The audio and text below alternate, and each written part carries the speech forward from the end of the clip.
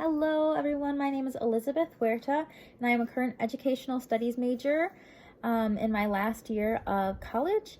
This week, I will be discussing memory through the lens of the information processing model, and I will be analyzing my own memory through these ways. According to our reading within Simply Psychology titled Information Processing by Dr. Saul McLeod, I would say I have a lot of selective attention a majority of the time. According to the article, selective attention is the process of focusing on one topic or object at a time. While going through the information processing steps, these steps include input, storage, and lastly, output. I would say I have selective attention because I have noticed that within my schoolwork and most things outside of work, I find it easier and faster for my brain to focus on one task at a time rather than all of them at once.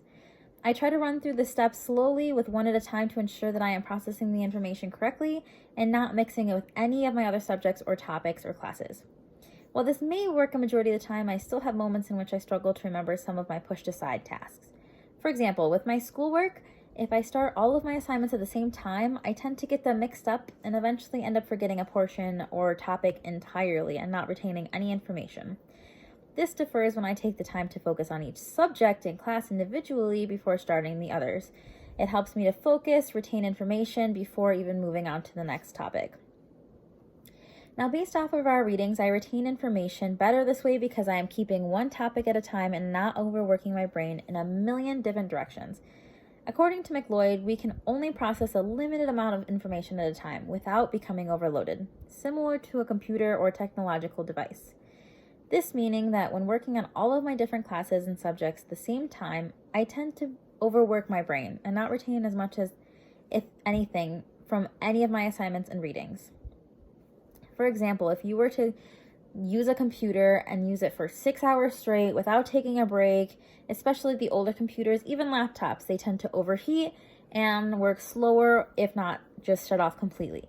Similar to that, we are very similar as humans and as students. If you study for 6 hours straight, you're exhausted, you're tired, and most likely if you're cramming before the end of the semester for a final or a midterm and you try to go take that test, a lot of the information isn't going to be retained because you overworked your brain and you overworked your body right before.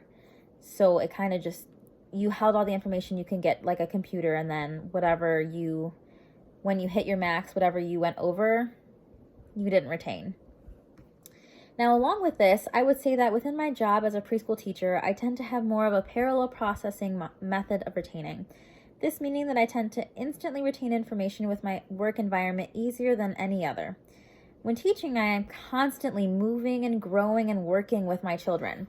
It is always moving, and at times it's very hectic. I've realized over time I tend to do very well and retain more information, and my memory tends to be better within hectic environments because it forces me to learn quickly and consistently, thus forcing me to learn quickly and remembering where, what, and how things work in my school, class, and with all of my students.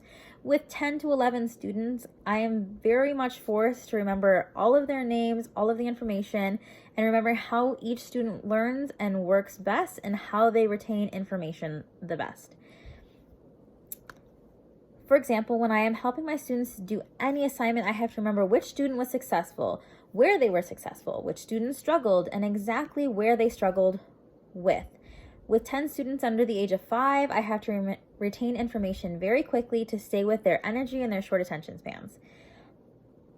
3 to 4 and 5-year-olds tend to have a very short attention span. So without me retaining information and being able to process their processing, I would not be a very successful teacher.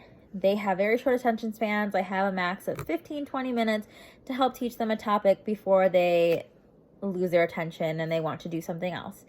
This helps me keep on task, on topic, and keep them on task, on topic, and retain information. So parallel processing is the best method for that. While at times it might not always work, I tend to struggle with some of my students. A lot of my students who have learning disabilities, it's definitely a challenge, and it's very hard to parallel process with their information and how they learn best and what they like best, because it is very different for me and it takes me slow it takes me a longer time to go through my short-term memory than my long-term memory in order to retain all the information about them and how they learn best. But once it clicks, it's perfectly fine, and I am able to retain all my information on them, their parents, and how they learn best, and what ways in which I can teach them the best. Thank you.